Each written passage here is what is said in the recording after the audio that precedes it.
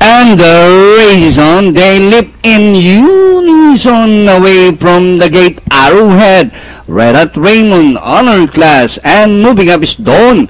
Ronaldo, Tito Aru, Raken is racing in 6th position. 7 belongs to All Out. Then comes Orthodox. Rising up is 7, Fast Forward alongside his Honor Class, Jaden Diamond.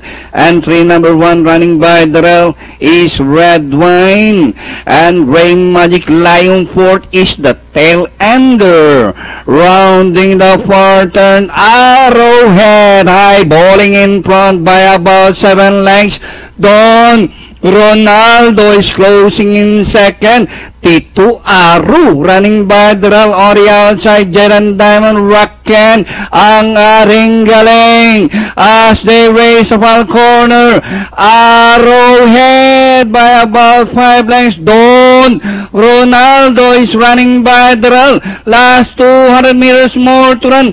Arrowhead still the leader by about 5 lengths. Don Ronaldo, and nearing the finish line, it's a scintillating run for a Arrowhead.